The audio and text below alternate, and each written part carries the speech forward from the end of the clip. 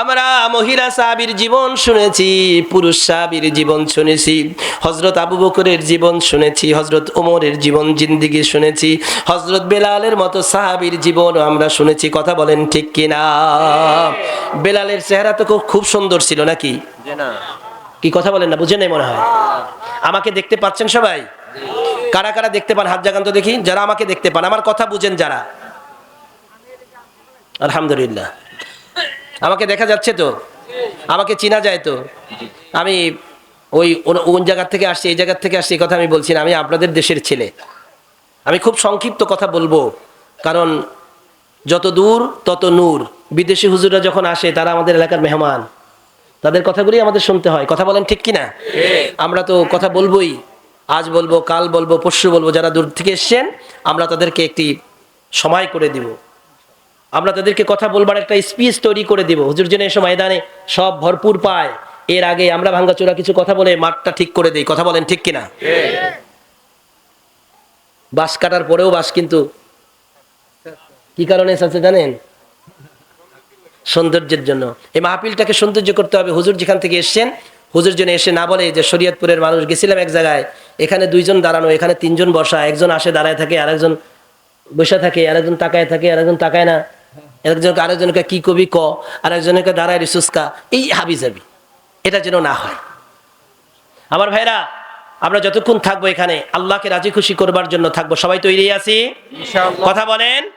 আমরা আওয়াজের চাইতে ওয়াজ শোনার চেষ্টা করব বেশি। হুজুর কি বলছেন, তার কণ্ঠ কত সুন্দর আর কত সুন্দর না, তার চেহারা কত সুন্দর আর সুন্দর না, এটা খুব ধরার জিনিস নয়। আসল হচ্ছে আল্লাহ আল্লাহ রসুলের কথা আমি বললাম কিনা। কথা বলেন ঠিক কিনা? আচ্ছা, কিয়ামতের ময়দানে খালি মুসল্লিকে জিজ্ঞেস করবে, ইমাম সাহেব জিজ্ঞেস করবে না? কথা বলেন না কেন? মুসল্লিরা জিজ্ঞাসিত হবে, যিনি বয়ান করেন তিনি জিজ্ঞাসিত হবে না? কুল্লুকুম রাইন ওয়া কুল্লুকুম মাসউলিন আন রায়াতিহি। ওয়াকাল রাসূলুল্লাহ সাল্লাল্লাহু আলাইহি সাল্লাম, নবীজি বলেছেন প্রত্যেকেই তোমরা দায়িত্বশীল, তোমাদের প্রত্যেকের দায়িত্বের ব্যাপারে প্রশ্ন করবেন কিয়ামতের ময়দানে কে? আরো জোরে বলেন কে? তুমি বাদাম খাও আর বিড়ি ফুকাও, এলাকায় মাহফিল দিছো, ৫,০০০ টাকা দান করে তুমি ভাবছো যে আমি জান্নাতের বারান্দায় এখন কলা খাইতেছি। নো, এটা হবে না, এটা হবে না। তোমাকে এই মজলিস এসে বসতে হবে, এই মজলিসের আদব, এই মজলিসের নিয়ামত তোমাকে গ্রহণ করতে হবে। কথা বলেন ঠিক কিনা? অন্য দেশে গিয়ে দেখি ওয়াজের শেষে বিরানি আছে যে, মোনাজাতের ৫ মিনিট আগে হাজার হাজার লোক আইসা ওই ইশারা দেয়, হুজুর, মানে হুজুর দোয়া করে দেন, দোয়া করে দেন, খিচুড়ি ঠান্ডা হয়ে যাচ্ছে। আপনারা যারা দাঁড়িয়ে আছেন আমি অনুরোধ করবো আপনারা বসবেন, আশেপাশে যারা আছেন তারা এখানে বসবেন। আমরা এই মাহফিলটাকে আমাদের নিজের মাহফিল মনে করে একটু বসি। আমার ভাইরা, আমি যে কথা বলতেছিলাম, আল্লাহ রসুলের সাহাবী যারা ছিলেন তারা কি মুজাহিদা করছেন না? দিনের পর দিন, রাতের পর রাত, খাবার নাই, ঘুম নাই, দাঁড়িয়ে রয়েছে। একজন সাহাবীর নাম বলেন তো, যে রসুলের জন্য ৬ মাস দরজার সামনে দাঁড়িয়ে অপেক্ষা করেছে? বলেন সুবহানাল্লাহ, বলেন সুবহানাল্লাহ। ওয়াজ তো শেষ হয়ে গেল, এখানে তো শেষ হয়ে গেল। বিদেশ থেকে এক লোক আসছে, আইসা জিজ্ঞেস করছে যে গেছে পড়তে, পড়াশোনার করে নাই। ওই এলাকায় দেখছে যে লন্ডনে চুল কাটলে বেশি টাকা পাওয়া যায়, তো লেখাপড়া বাদ দিয়ে উনি চুল কাটছে, কোটি কোটি টাকার মালিক হয়েছে। তো বাপে বলছে আমার ছেলে পড়তে গেছে। তো পড়তে যাওয়ার পরে ছেলে আসছে দেশে, সব লোক, শত শত লোক দাঁড়িয়ে আছে যে অমুকের সলিমুদ্দির ছেলে বিদেশ থেকে লেখাপড়ে ডক্টরেট করে আসতেছে। আসলে তো সে পড়ে নাই, ডক্টরেট করে আসবে কোত্থেকে? বিশাল এক সমাবেশ করে তাকে উষ্ণ অভিনন্দন জানিয়েছেন, অভ্যর্থনা জানিয়েছেন, আহলান সাহালান জানাবেন, স্বাগত জানাবেন। এই জন্য বিরাট স্টেজ করছে, স্টেজে তার বক্তব্য দিতে হবে। কি বক্তব্য? মানুষকে শুভেচ্ছা দিতে হবে, আমি এমন এমন করে পড়ে আসছি। সে তো আর পড়ে নাই, বক্তব্য দিব কি? তো খুব চালাক ছিল খুব বেশি। তো প্রথমে এসেই বলছে, ভাইরা আপনারা সবাই কেমন আছে? বলছে সবাই ভালো আছি। বলছে আমি যে কি বলবো আপনারা তো বুঝতে পেরেছেন? বলছে হ্যাঁ বুঝতে পেরেছি। বলছে ঠিক আছে আমি আসি, আপনারা বুঝছেন যে আমার আর কোনো কথা নেই। শেষ। হেলিকপ্টার আসছিল, উঠে চলে গেছে। আমাদের দেশে এরকমও তো শোনা যায়, হেলিকপ্টার দিয়ে হুজুর নামছে, 10 মিনিট কথা বলে হুজুর আবার হেলিকপ্টারে চলে এসেছে। এরকম ভাইরাল হয় না? তো বলছে যে ঠিক আছে, চলে গেছে। তো লোকজন বললো যে এত লক্ষ লক্ষ হাজার হাজার টাকা খরচ করলাম যার জন্য? সে বলছেন আপনারা যা বুঝছেন আর আমার কিছু বলার নাই, আপনারা তো বুঝছেনই। তো এটা কেমন হইল? আবার কাকদি ওই খানকার পাশে আবার আর একটা বিশাল সমবেদনা অভ্যর্থনা দেওয়া হবে, সংবর্ধনা দেওয়া হবে। সেখানে লোকজন বলছে তোমরা আর বলবা না যে আমরা বুঝছি।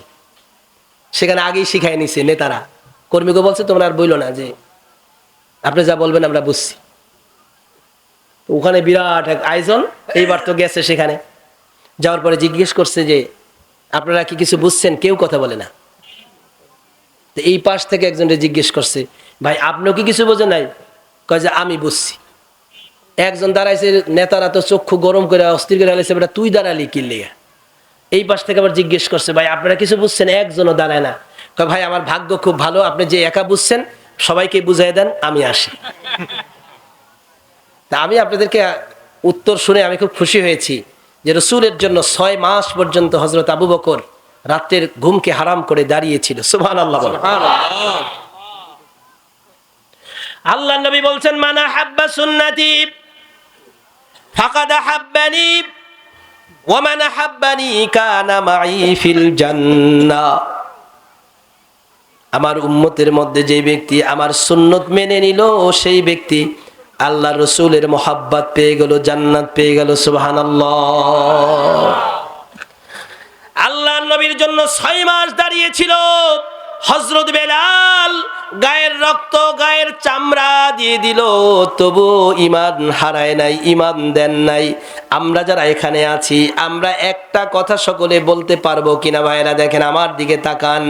আমরা একটা কথা বলতে পারবো কিনা যে আমাদের কোনো যদি ডাকাত, কোনো চোর যদি আমার ঘরে আসে, কোনো ঈমান হারা যদি আমার কাছে আসে, ওই ঈমান হারা এসে যদি আমার ঈমান ছিনিয়ে নিতে চায়, আমি আমার জীবন দিব, আমার সম্পদ দিব, আমার সন্তান দিব, তবুও আমি আমার মূল্যবান ঈমান দিব না। কথা বলেন, পারবো কিনা? ইনশাআল্লাহ। আমরা সব দিব, ঈমান দেব না। আল্লাহর নবী মুহাম্মদ রাসূলুল্লাহ সাল্লাল্লাহু আলাইহি ওয়াসাল্লাম তাকে যারা বকা দিয়েছেন, রসুল বললেন তোমরা আমাকে বকা দিয়েছো, আমি কষ্ট পেয়েছি, কিন্তু আল্লাহর পক্ষ থেকে আমাকে যারা মানছে তাদের জন্য নেয়ামত দিয়েছেন কে? 2টি কাজ করলে জান্নাত পাওয়া যাবে। এর মধ্যে একটি হচ্ছে কোনো ব্যক্তি যদি নামাজ পড়ে। কয়েক তো শুধু জুমা পড়লে তো হবে? ঢাকা শহরে যারা যারা গেছেন থাকেন, বুঝতে পারেন যে জুমার দিন কেমন কাণ্ড ঘটে। আমরা বাইর হওয়ার আগে মুসল্লি শেষ, 2 রাকাত পড়ে দেখি আর কেউ নেই। 4 রাকাত পড়লে তো আরো নাই, 2-4 জনে, আমাদের আলম ভাইয়ের মতো 2-4 জন লোক শুধু থাকে, আর সবাই শেষ। আমার বন্ধুরা, আমার ভাইয়েরা, আমাদের দেশে নামাজি, সাপ্তাহিক নামাজি, বাৎসরিক নামাজি, ঠেকা ঠেকি নামাজি, নামাজি 3 প্রকার। এবার চিল্লায় বলেন তো, নামাজি কয় প্রকার? আরো জোরে, আরো জোরে। শুক্রবারের নামাজ পড়ে সাপ্তাহিক নামাজ, বছরে নামাজ পড়ে ঈদের নামাজ, ঠেকা ঠেকি নামাজ পড়ে জানাজার নামাজ। উজুও নাই, কোথার থেকে যেন রুমাল একটা বাইর কইরা দেয়, কি দেয় না, কপালের মধ্যে দিয়া। উজুও নাই, উজু করতে গেলে মোজা খোলা লাগবো, আবার কে শুট খোলায়, কে টাই খোলায়। এক প্রকারের মুসল্লিরা শুধু জুমা পড়ে, আর এক প্রকারের মুসল্লিরা শুধু ঈদের জুই জামাত পড়ে, আর এক পদের মুসল্লিরা শুধু ঠেকা ঠেকি নামাজ পড়ে। চাচায় মারা গেছে, ফজরও পড়ে নাই, আসরও পড়ে নাই, জোহরও পড়ে নাই, মাগরিবও পড়ে নাই, এশাও পড়ে নাই। এশার পরে একটা জানাজা আছে, সেই নামাজটা পড়ে। এরকম মুসল্লি আছে না নাই? আমতলিতে আছে না নাই? হুগলিতে আছে না নাই? পিসাবের এলাকায় আছে না নাই?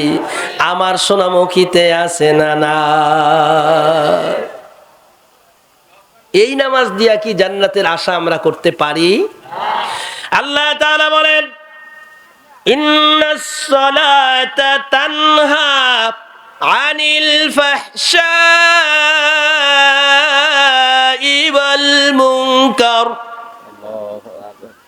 নিশ্চয়ই নামাজ অশ্লীল কাজ থেকে মানুষকে ফিরায়, দূরে রাখে। সুবহানাল্লাহ বলেন। সেই মানুষগুলি নামাজ পড়ে, যেই মানুষগুলি রুকু করে আল্লাহকে, সেজদা করে আল্লাহকে, আর আল্লাহকে বলে ইন্নাস সালাতা তানহা আনিল ফাহশাই ওয়াল মুনকার, সকল অন্যায় কাজ থেকে আমি দূরে থাকবো, কারণ কুলিন্না সলাতি ওয়া নুসুকি ওয়া মাহইয়ায়া ওয়া মামাতি লিল্লাহি রাব্বিল আলামিন। আমার নামাজ, আমার রোজা, আমার যাকাত, আমার সালাত, আমার স্লোগান, আমার মিছিল, আমার মিটিং, আমার ভোট, আমার হাঁটা, আমার চলা, আমার সিজদা, আমার রুকু, আমার জানাজা, আমার জুমা, আমার সালাত, সব কিছু হবে কার জন্য? জোরে বলেন কার? আর জোরে বলেন কার জন্য? কোন পীরের জন্য সেজদা হবে না। পীরকে সেজদা দেওয়া হালাল না হারাম? নবীকে সেজদা দেওয়া হালাল না হারাম? শুধু সেজদা দিতে হবে, জোরে বলেন কাকে? যেই সালাতে আমরা সেজদা দেই আল্লাহকে, ওই সালাতকারী ব্যক্তি যদি কোনো পীরের